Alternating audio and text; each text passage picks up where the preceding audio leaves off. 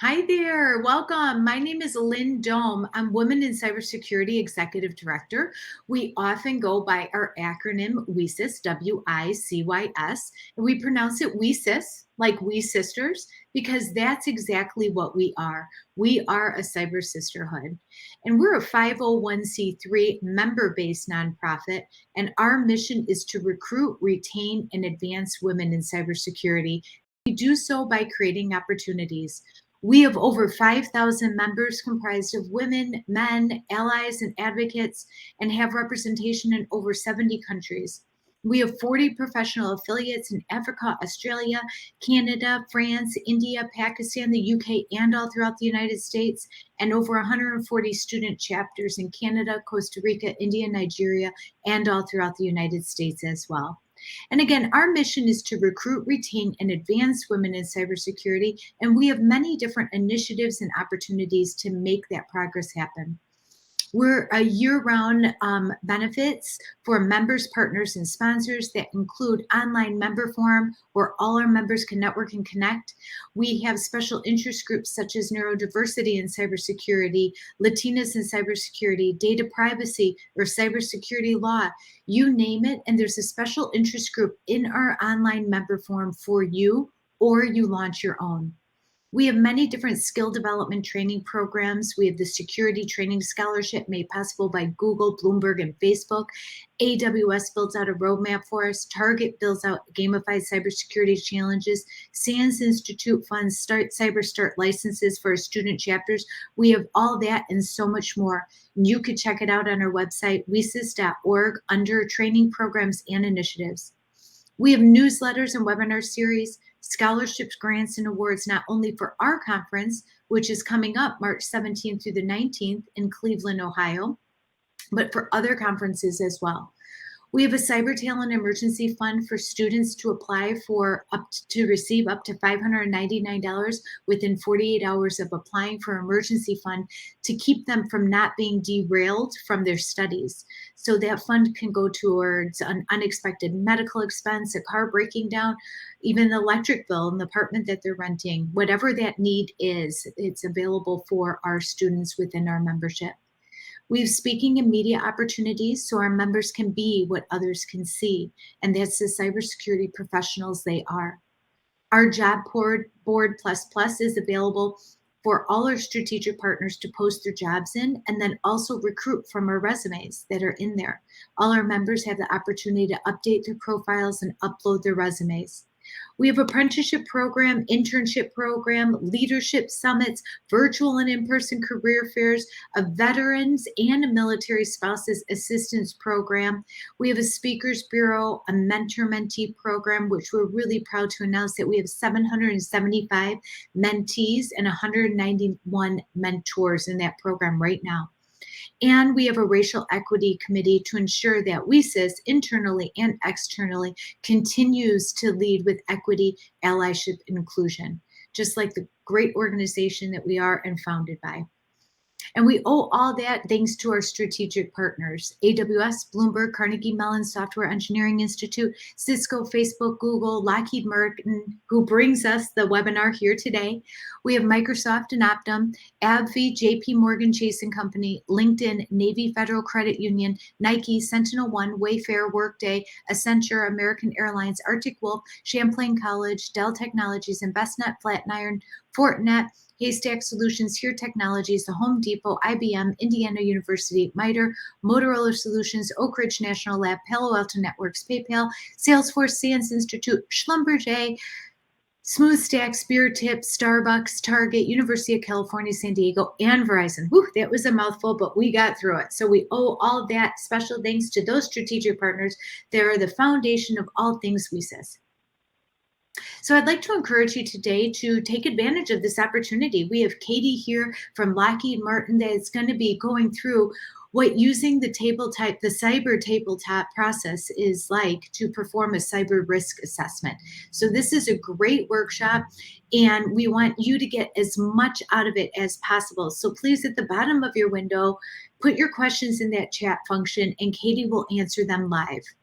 And if you haven't done so already, please subscribe to our newsletter. Join us as a membership, be a part of our many different programs that we have, and continue to immerse yourself as part of the WSIS community. We love having you. We want to make sure that you're supported and fulfilled in any way possible that we can.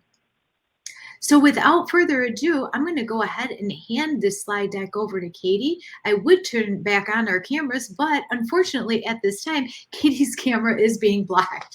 So we are going to go with Katie as cameraless for this webinar, and that's all right. We're perfectly fine with that. And we have this fabulous webinar slide deck up here. And with that, I'm going to hand it on over to you. Thank you so much. I appreciate that. Can you guys hear me okay? I could hear you just fine. All right, fantastic. I'm sorry about the issue with my camera. I told Lynn it's gonna ruin my joke later about the outfit I'm wearing. But you know, I'll just have to give you a little bit of a mental description to go with it. I am not wearing a crazy outfit, not like Halloween or anything like that. But hi, my name is Katie Premore. I just wanted to start off with a little bit of background about myself. I work for Lockheed Martin. I have worked there for a little over 19 years now, down in Orlando, Florida. I am currently the chief engineer for the National Cyber Range 2 program. And so the process I'm going to take you through today, the cyber tabletop process, was actually developed on the program initially in about 2014. By one of our LM Cyber Fellows, a wonderful gentleman who's my mentor. His name is Patrick Lorderi, along with some customer partners. So it was originally developed when some of the initial set of cybersecurity risk assessment requirements came out. You know, and a lot of the existing defense systems were sort of struggling with, okay, we have all these new requirements. How do we really make an assessment of what risks there are in terms of cybersecurity to our system, what our current really stance is, and how do we focus our resources in order to make improvements. So that's really where the talk's going to be focused around today. I'm going to give you a little bit of, you know, sort of history of the process, things we've learned along the way. There are some wonderful, wonderful people who are our customers at the Test Resource Management Center, TRMC for short. Maybe a lot of you haven't specifically heard of it. It is a DoD organization. I know I hadn't heard of it before we started working with them, but now we've worked with them for more than 10 years, and they're a really fantastic organization, and they really provide capabilities across the DoD for test and training needs. So cyber test and cyber training is one of their focus areas, and we've been really lucky to have them as a sponsor of a lot of the things that we do, making sure that we really bring that cybersecurity capability to our DoD systems. Okay, with no further ado, we'll go ahead and jump into the process. I'm pretty casual, so if you guys have like burning questions to go along that you want to ask as we're moving along, I'm fine with that. Or put them in the chat, and we would be more likely to probably handle them towards the end. But I'm very relaxed about how we want to do it. I want you to interact and get things out of the session, so please feel free, even though you can't see me, and then I'm smiling at you. You're welcome to ask those questions as we go, okay? All right, so everybody likes to start with the bottom line up front. What is this? Why would I care about it?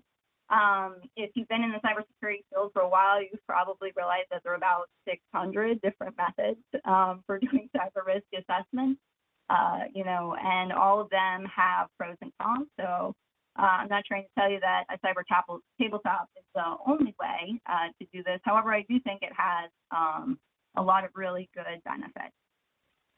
So we built this process because we found that a lot of programs were finding it difficult to come up with an effective strategy to say, okay, I need to be sure that my system is secure.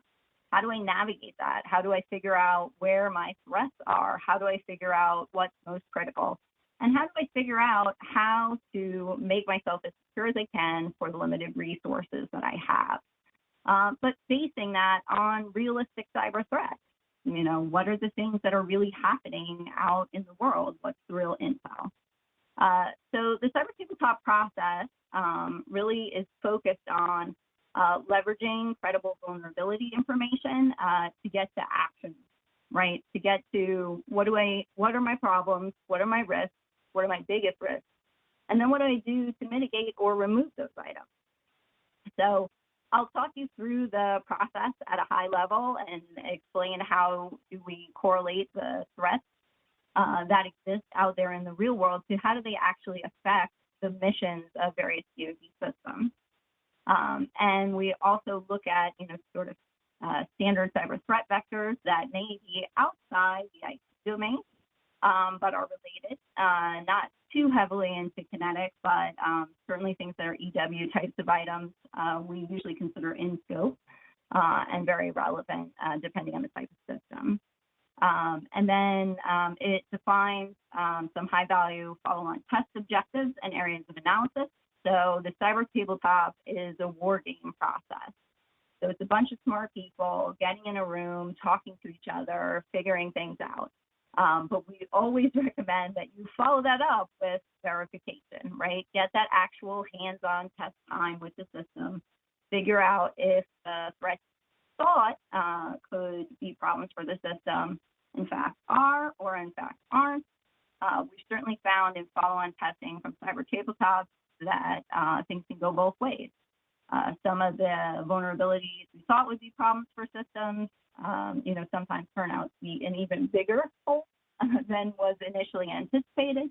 Or sometimes it turns out that there are other protections in the system or circumstances that weren't thought of at the time of the event that actually prevent that from having high an impact as was initially projected. So as I mentioned, the process existed since 2014 and has been used on a very large number of programs now. So there is increasing demand for it. There's actually a DoD Guidebook that you can use for the process. The second version of it actually came out recently, as well as there are courses. And I'm not sure, Lynn, if we were able to get the PDF at the end in, but if not, we could probably find a way to post it. The DAU actually has a course that you can take now to understand the full cyber tabletop process, kind of get an immersive experience and learn what it would take to facilitate your own CTT. That is a multi-day class. Okay, and with that, we'll go ahead and jump into the details. So what is a CTT? I talked about this a little bit on the previous slide. Low technology, low cost. This isn't a hands-on keyboard, actual pen test of your system. Instead, what it is really getting together 3 different groups of people that I'm going to describe to you in a little bit. People who are smart on attacks, people who are smart on operating the system, and people who are smart on the design of the system. And getting all those groups to come together as well as with some expertise and intelligence on what the likely threats to that particular system are, kind of bring all that information together and work through which of those potential attack vectors are going to lead to negative system effects, and then create sort of this type of matrix that you see in the bottom right, which probably everyone is sick of looking at. It's a standard type of risk matrix that's in all different kinds of areas. But that makes it something very familiar and easily understandable for people. So we thought that that was a really important factor in communicating the relative importance of various threats, right? Not all threats lead to mission effects. So we really wanted to have the process lead to actionable data that lets people know what are the areas that are most likely to affect their system.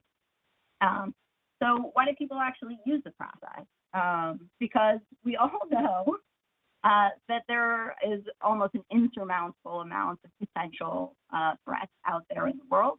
We can't focus on everything. We need to size and scope what are the most realistic, most potentially harmful threats to our systems so that we can focus our limited resources on those items. So what do you get at the end? What does it produce? So what you get at the end of the process is a series of threat vectors that are detailed out that explain potential attack vectors against the system, how much we expect of an operational impact we expect those items would be able to have, as well as a measure of how complex or difficult would that type of attack be to pull off. And those are the two sort of main vertices that you see there in terms of likelihood and mission consequence that make up the risk matrix. So if something is a very simple type of attack to do, someone could download a script from the internet tomorrow to do it and have a high impact on your system. That's sort of the worst case scenario up in the top right. If something is difficult to do attack, but could have a big mission impact, you're sort of in the bottom right. If things are difficult to do and not likely to have an impact, then you end up in the bottom left in that green area. Same thing sort of with the top left, but that might be something that's easy to do, but also won't have much of an impact. So sort of basic layout of risk matrix, trying to help people understand, where can they focus, what are they going to get out of taking care of different types of threats, as well as recommendations for next steps in terms of dealing with what's seen as those potential threat vectors. How do you increase the resiliency of your system? What are some things that you could do in order to cut off, identify, or deny these various cyber attacks earlier in the process? If there are no questions, we'll go ahead to the next one. So this is a high-level overview of, what does the actual CTT process look like. It starts in the preparation phase, and then the main portion where you do all the knowledge elicitation, we call the wargaming. And really, historically, everyone sat in a room together, but in COVID times, a lot of times now we will virtually sit in rooms together or have virtual conferences as part of the war game. And then we have post-exercise analysis. This is really the part where we're taking a mass amount of data that was gathered during the war game, cleaning it up, normalizing it, getting it into a really useful and effective spreadsheet format for people to use for taking their next step. And then sort of the final main step is really reporting about the various risks that were identified during the war game. And you can see in the, sort of flow chart zone below reporting, there are certainly things that, teams may just accept, right? If this is something we can't deal with right now, it's there. Sometimes they may add monitoring, but they may not have the funds to deal with it. There is often follow-on testing to verify or deny that something is a true threat to the system, or perhaps a more in-depth analysis depending on the type of item that we're talking about. And then that data flows into the mitigation planning process.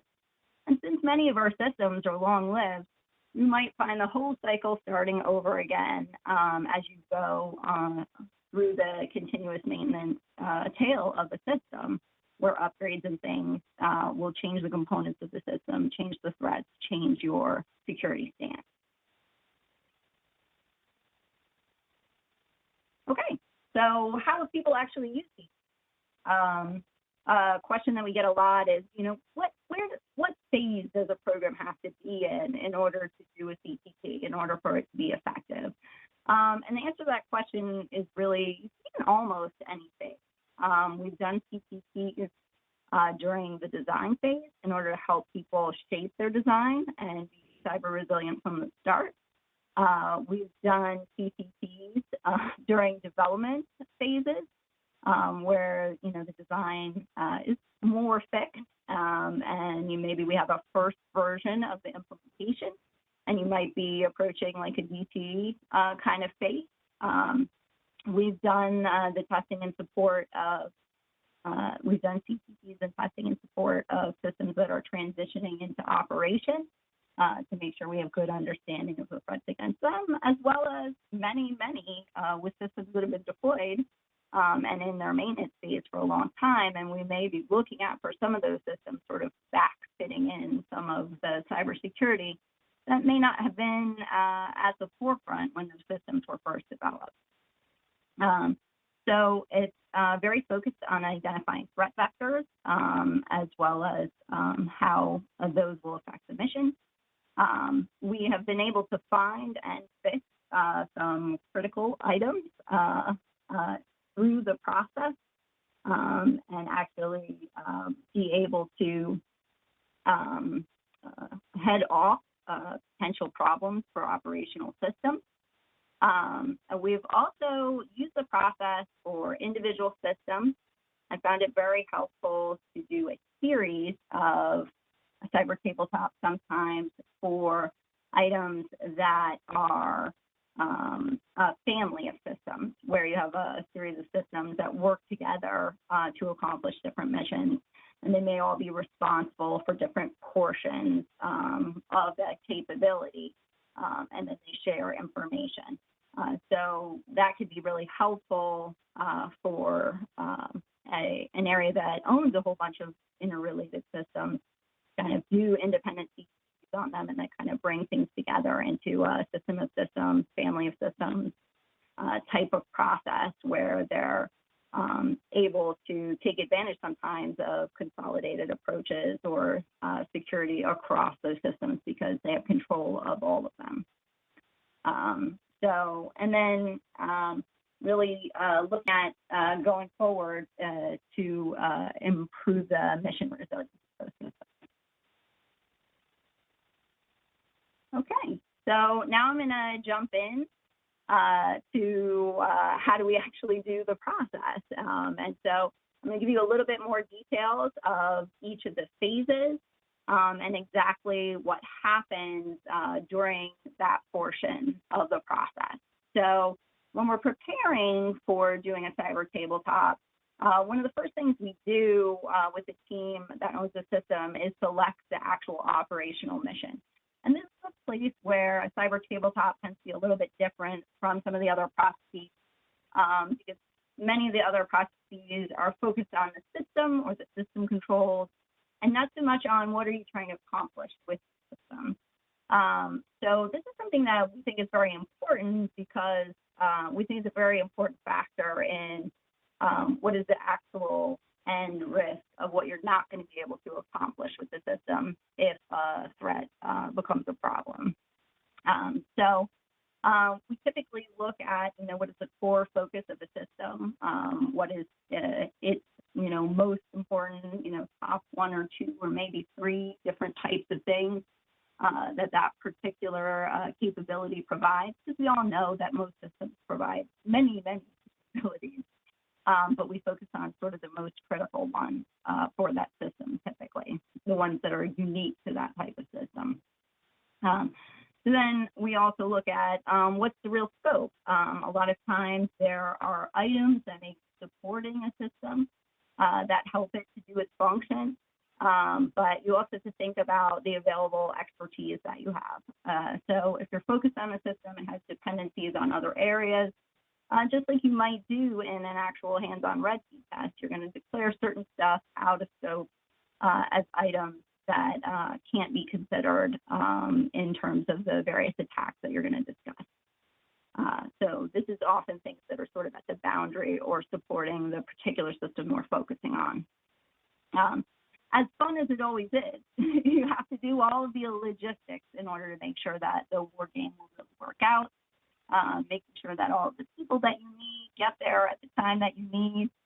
Many of these war games tend to be classified, either because the initial system that's being considered is classified, or because finding vulnerabilities in that system would be considered classified. So there are a good bit of logistics in order to make it all work out, including if you're doing things remotely. And then you have to go through and make sure that the various teams develop their required briefings. So, there's just a background briefing. That's sort of the start, like what are we doing to get everybody on the same page. Then the group that's sponsoring the war game, it's their system. They do a briefing on what we call the system under test, which is really the system that we're analyzing for the CTT. They provide an overview and diagrams and information exactly about how their system is laid out. Then we have folks who are in charge of operating the system, provide an operational briefing, and this is focused specifically on the missions that I talked about at the beginning of this. The idea is that you set up a specific mission that you're going to use for context for the war game. This is the thing that the operational team is trying to execute using the system, and the op4 team is going to try to execute various mental attacks on the system during this mission to prevent it from being successful. And then the op4 briefing is sort of the last one typically. So you've talked about the mission, and then you get to talk about how you're going to try to break that mission. Then depending on the system, there may also be other important factors. An intelligence briefing is always something I recommend if possible. If you can bring in your intel officer for a particular system and provide some real world data about what's actually going on, real threats that are happening to the system. That can be a really effective way to sort of spread some of that information across the folks that are part of the CTT. Weather briefings can also be important, or a very important thing to consider in your mission, just depending on the type of system that you have. So sometimes there are other types of briefings as well, if there are other sort of factors that are important in the mission itself.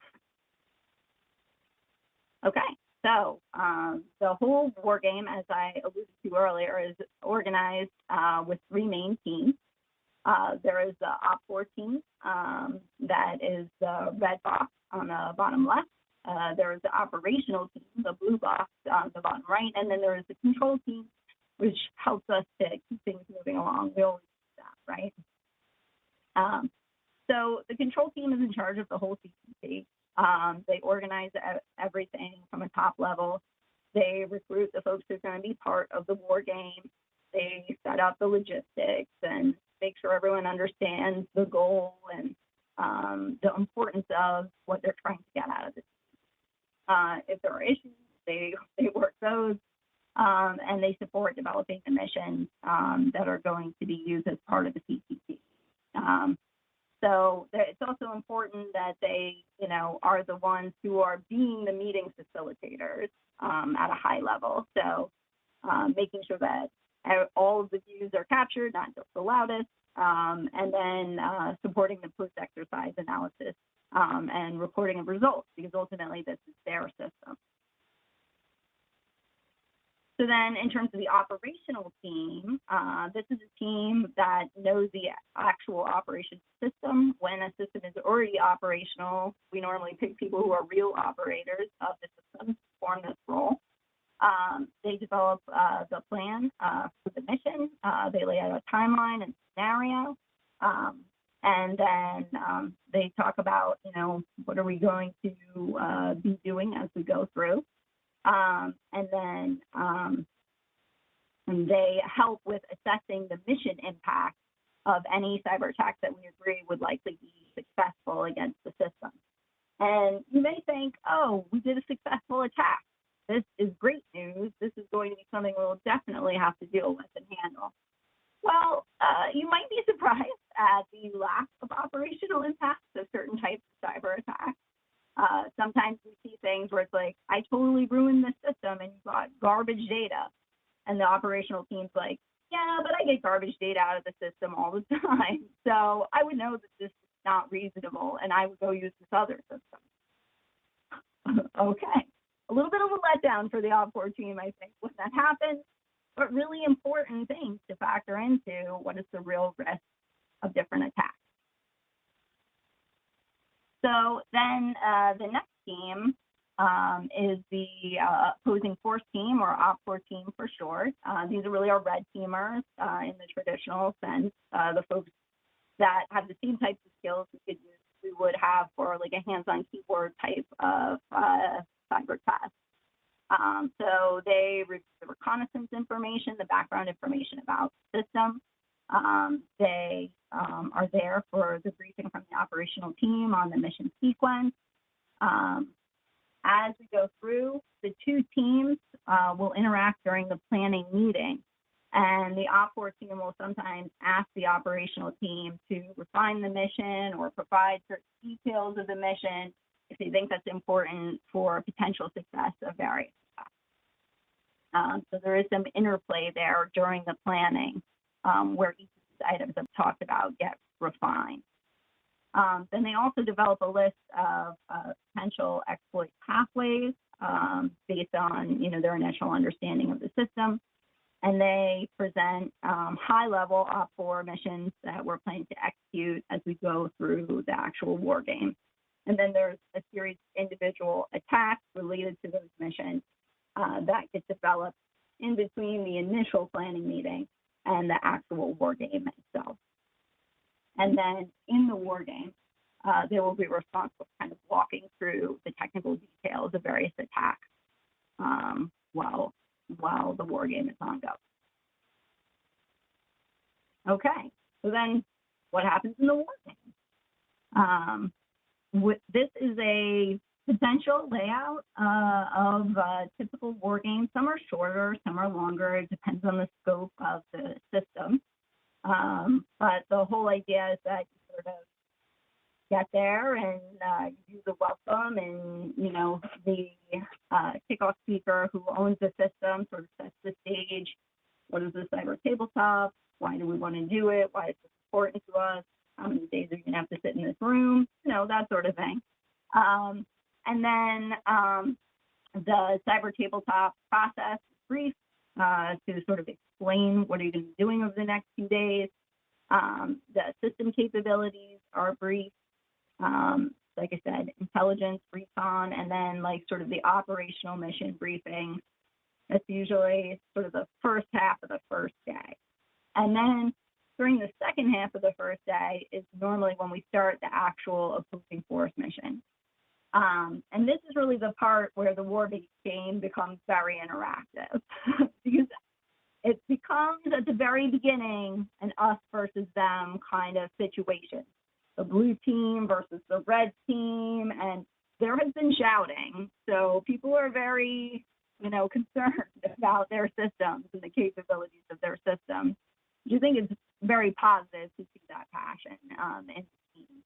But usually over day 2 and day 3, you see a gradual transition to purple, where most of the time, all the people who are really experts on the system, they kind of get into that Op4 mindset. And sometimes even during the war game, we'll come up with new types of attacks that we'll talk through as the team that knows the system so incredibly well sort of gets into that mindset of, oh, if it were me, how would I break the system? And those are the most devious types of attacks because those people know everything about their system. So it's always good to get that really effective depth of information out of a war game. So day 2 and day 3 are typically going through the additional missions set up for the war game and the additional attacks that are focused on subverting those particular missions. Here at the bottom, it's this little like all days, note takers do things. Note takers are incredibly important to this process. I know that note taking is boring and not really what most cybersecurity professionals are feeling excited about doing. But having incredibly detailed, good notes about what happens in the war game gives you all that data that you need to really do the effective analysis and be able to say when you're trying to analyze how effective was something and what type of actions can we take care of this. That's really important for the entire rest of the process. This is where you're gathering all that data that you're going to turn into a plan of action. So it's really, really critical. So no one's very excited about taking on.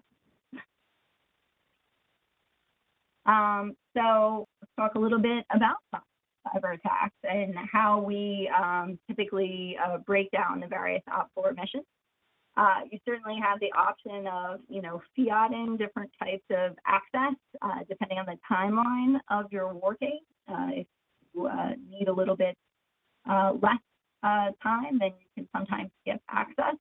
These are purely representative representative, not specific to any system, types of high-level ideas for what we might talk about in terms of the various phases of, I'm sure you guys have seen something as a cyber kill chain, right, where you could cut off this process as you go. So these are very high-level steps that an attack needs to go through in order to get to the end and have some sort of negative effect. So you may not go through every single one of these in every single war game. Depends on the focus of the war game.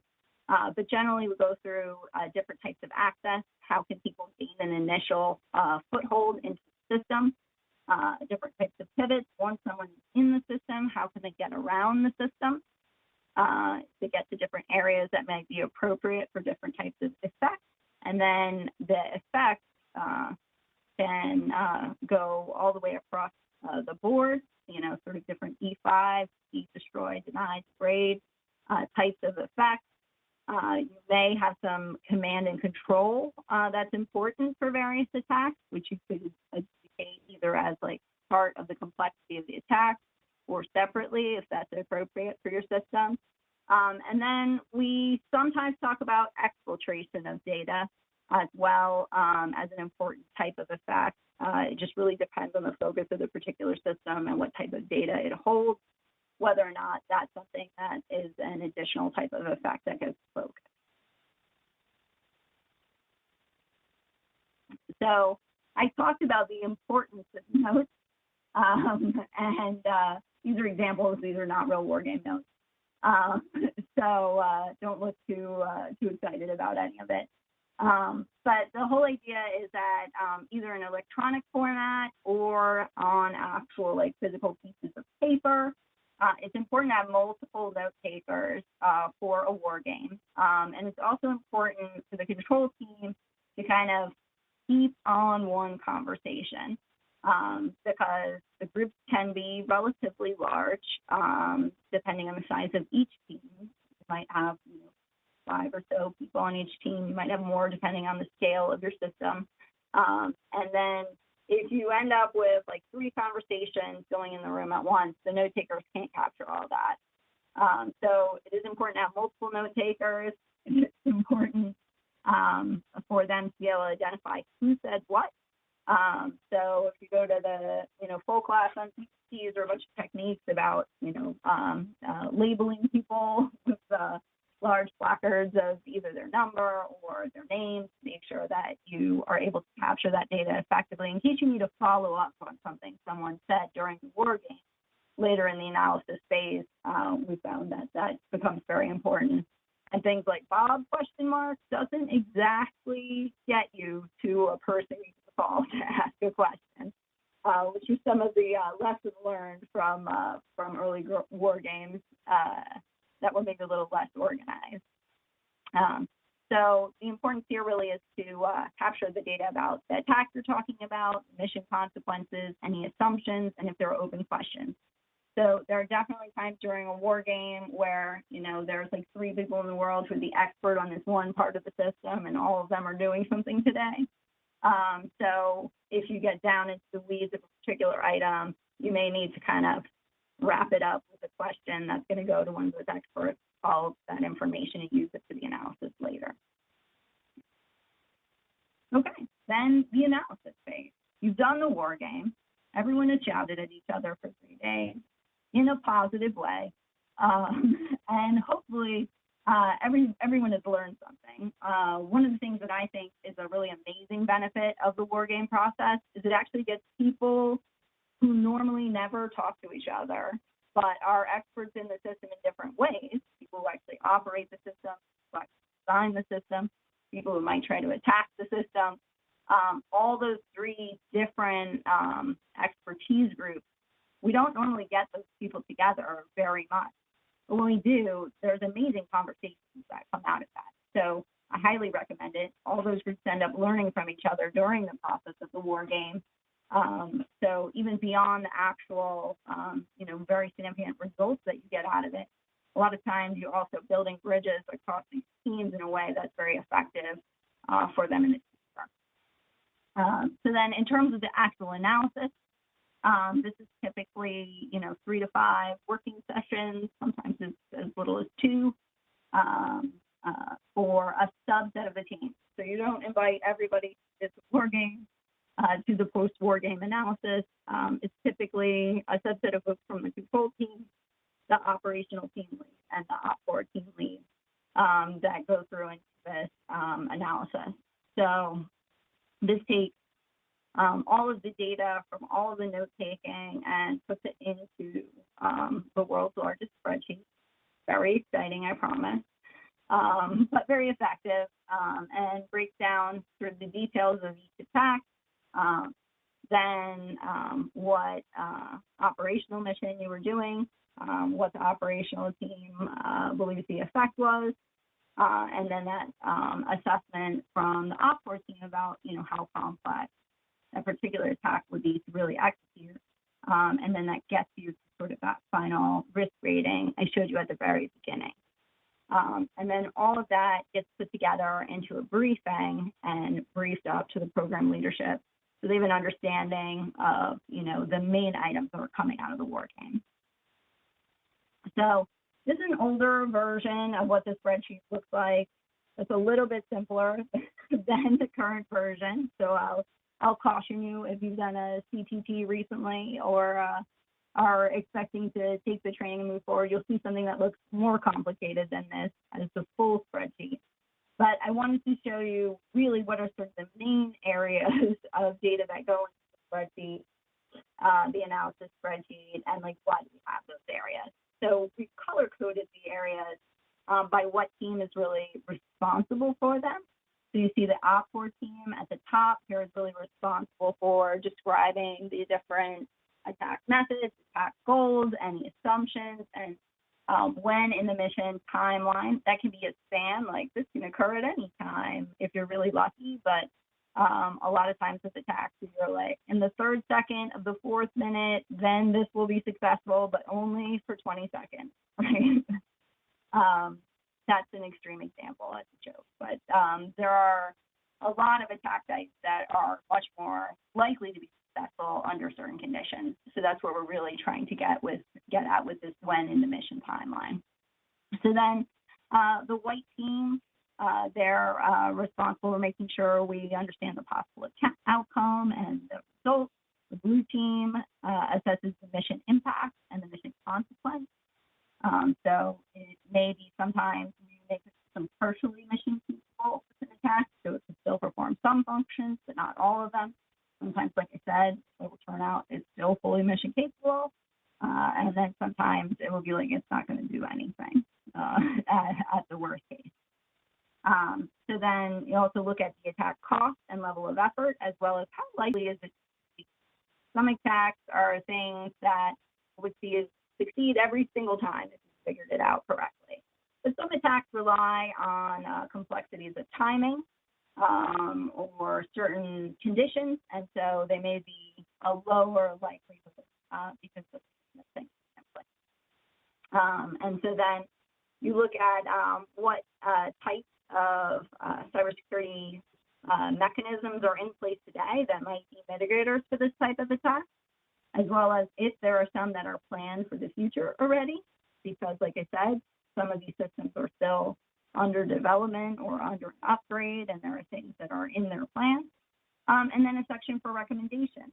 And sometimes the recommendations are architectural type changes, communication patterns type changes, network segregation, or it may be here's a specific tool that I think would really fit well into your system.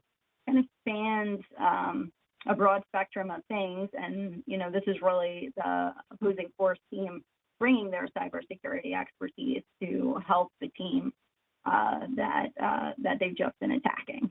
How could you have stopped me? So then this is just some notional ideas of, these are very high level in terms of, possible threat analysis things that you could get into your spreadsheet when you're doing the war game and then getting to the analysis. So looking at different types of things, and these ones here are access types. This first one is an access type of attack. How would I first get on the system? So the mission consequence for an access type of attack is typically that the system is fully capable.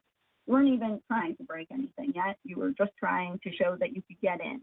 And sometimes you may need to pivot and do other things to get to where you would actually want to be to have an effect. So then this is a couple more here where we're actually looking at some effects missions. So, in this case, you might want to be, disrupting network communication, because that would mean that, important things within the system would not function. So it just depends on what you're able to do here. Sometimes you see here, this is an example where you may have one attack type and there are different possible ways that you go about that attack that have different consequences. There's some flexibility in terms of how you want to record all the information. The goal really is to just try to get as much of that data that you've gone through into a usable format.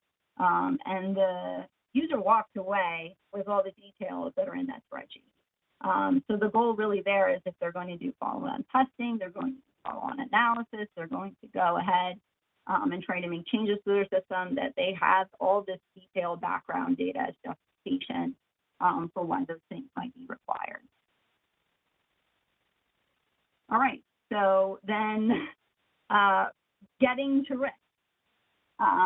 So how do we take all that attack data we were just looking at in the previous slide and get to something that looks like a risk matrix? So now we're going to take it down a little bit and talk about operational impact assessment. And what are some of the tools that exist to try to make sure that we're doing operational impact assessments in a consistent way. So we found that each system is different, but this is a very generic explanation of the matrix where we haven't filled everything in, that we usually use as sort of a starter for the operational team to say, okay, we're going to go through, we're going to be talking about attacks. Think about your mission. What are the functions that your system will be able to do in order to execute that mission effectively? And so then we can break it down in terms of the importance of those various functions. All of them need to work. Some of them need to work. How long do they need to work? What if we were able to get it to stop working for a half an hour or an hour or just a few minutes? And really the idea here is to set up a consistent way of saying, if this attack could stop the system from working, but it's less than 5 minutes, then it's probably not having as much of an impact, right? Maybe we still consider it fully mission capable. But if we could take the system down for over an hour and at least 2 of its important functionals are unresponsive, then that's a 5. The system has become non-mission capable. And you would obviously fill in then all of these blocks with the specific things that you're looking at for each mission to say what's the most important stuff and how do we consistently rate things in terms of the impact that they're having on the mission. So then that's one side, the operational impact side. But then on the likelihood side, we also want to make sure that our Op4 team is consistently assessing the likelihood of being able to do various things. So I'm sorry this graphic didn't come through quite so well, but really the goal here is for your whole Op4 team to be on the same page about the complexity of executing various attacks. And so for the likelihood, we usually look at a couple of different things. How well the attack works or how consistently the attack works. Does it almost always work? Does it sometimes work? Almost never. It's like a long shot, a little bit of a Hail Mary pass there. Then, that might get you a lower rating. But then also, how hard is it to develop this attack? If we need to spend, months and thousands of dollars, maybe, only a nation state is going to be able to do this. But if it's not that expensive and wouldn't take as much time at the same type level, maybe a criminal organization could afford that. Or, then on the easy side, we usually tend to jokingly call these things script kiddie types of attacks. right? There's a bunch of, if there is a Metasploit exploit for it already, it's basically free and anyone can do it. But it may or may not work, right? So you sort of combine these factors in order to come up with a rating for the attack likelihood. But the whole idea of putting these parameters around it is just to try to make sure that things are occurring and being assessed in a consistent manner, because otherwise you'll wind up at the end with not a consistent risk rating across things. And then that's not a very effective way of functioning. All right, so we actually take those factors, though, that we were just talking about in terms of mission impact and the likelihood, and I described this a little bit earlier in terms of, then how do you get to where a specific mission and a specific attack, and then the C after it is a variant. So if you have multiple variations of the same attack, sometimes you'll find that's a good way to kind of organize things, a similar type of attack that might execute in different ways. And usually we'll create a variant if by executing it in a slightly different way or under slightly different conditions, it would have a wildly different effect. That's normally when we would decide that we need to break something out into its own variant, so that it's clear, that there's conditions under which that type of thing would be very effective. And then it gives you a very lovely risk matrix. The benefit of the risk matrix is that it's very understandable when you're trying to brief up this data in terms of, what are the various attacks and how likely would they be to have a very negative mission impact. So then in terms of the outbrief, that's sort of the last thing after all the analysis is done. We usually try to give them the bottom line up front, because leaders love that. Give me the thing I need to know right away. Is the system really broke, or is it mostly okay, or super great? And then we provide them with a recap at a high level of, like what is this, all of that information, what was the operational mission that we went through. And then we talk about the various OPOR missions and the risk cubes that resulted from those missions. And then we tend to focus on the things that have the heavier impact, that get up into that sort of upper right quadrant of red items that they're most likely to want to have to do something in response to those findings. So sometimes we'll have an unclassified version, a classified version, sometimes it's classified 10. On occasion, we'll make some threat trees to sort of explain to people sort of the end-to-end example of how something that we're talking about that would have a high potential operational impact, how could you get all the way from access to that particular effect, give them an idea of the realism of the attack. And then they'll go through and determine what do they want to do with the data. I mean, that's really a program action, and they request support or have questions in terms of what are they going to do with the risks that have been identified, and then what are their next steps. So just to kind of wrap it all up, that's the end of my overview of what is the process. Like I said, there is a multi-day course to explain in much more depth all of these things and sort of take you through an example of doing some of them if you are interested in actually leveraging the process. But they've been done all across the DoD, Army, Air Force. For some reason, Marines wasn't listed on here, but they have done them as well as the intel community and other portions of the DoD. There has been some tailoring of the process for teams that get used to it and have some results from similar systems that they may be able to leverage.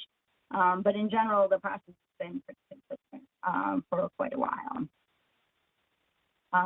So what have we actually found? Is this an effective process?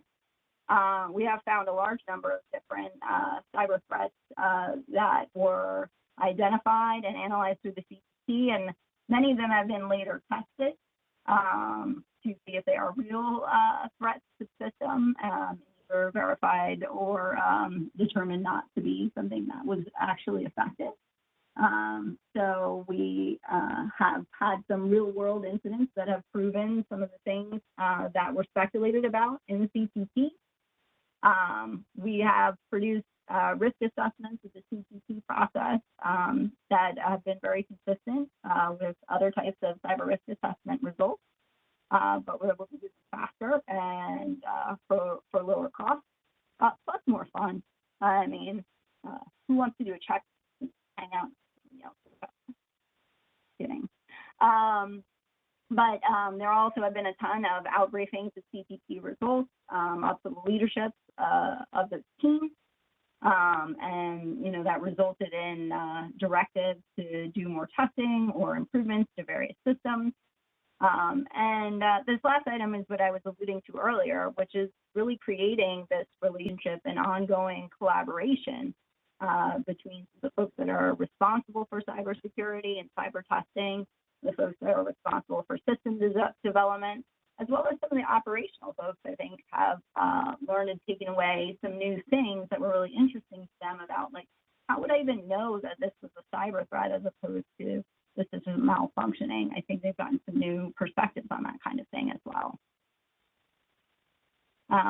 So a couple of other things that have been benefits of the process is just socializing the idea of cybersecurity, and that it's also a valid attack domain that we need to be considering that can impact operational missions.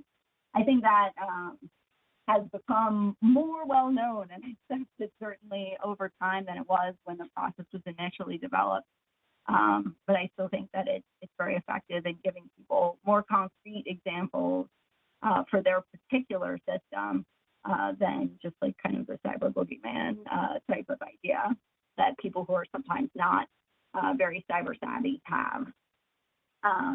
So looking beyond a single system to a system of systems or a family of systems, very rarely do we have systems that operate entirely disconnected from other things at this point. So that can be a very important attack or pivot vector from other systems that may have implicit trust.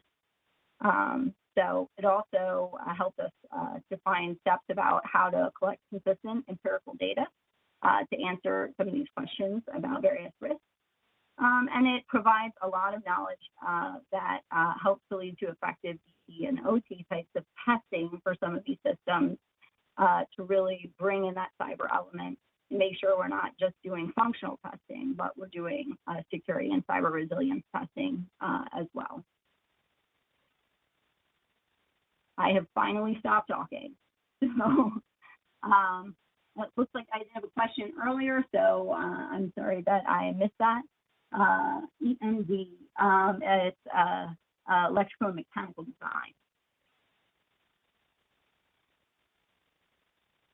Did anyone have any further questions or comments, maybe things I didn't touch on during the talk?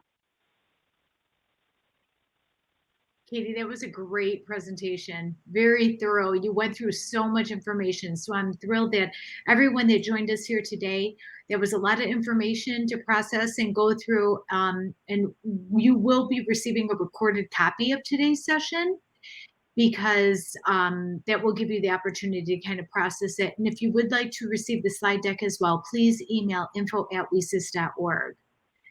And now we're at the top of the hour. So Katie, I just really wanted to take the time to appreciate the information that you shared with all of us today. That was great knowledge and a lot of information. And we appreciate Lockheed Martin's forever, support of the WESIS organization, continuing to drive the mission to recruit, retain, and advance women in cybersecurity so much. And I really enjoyed having you on today's webinar. Thank you, Katie. And we're going to go ahead and wrap it up since it is at the top of the hour. Is there any final words that you would like to leave for the community?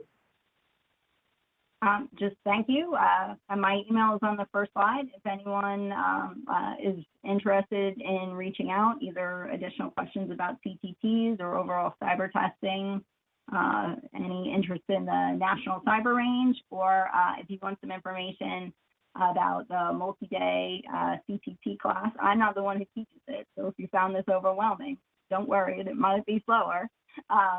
There's some wonderful WISIS members also from the DAU who are involved in that.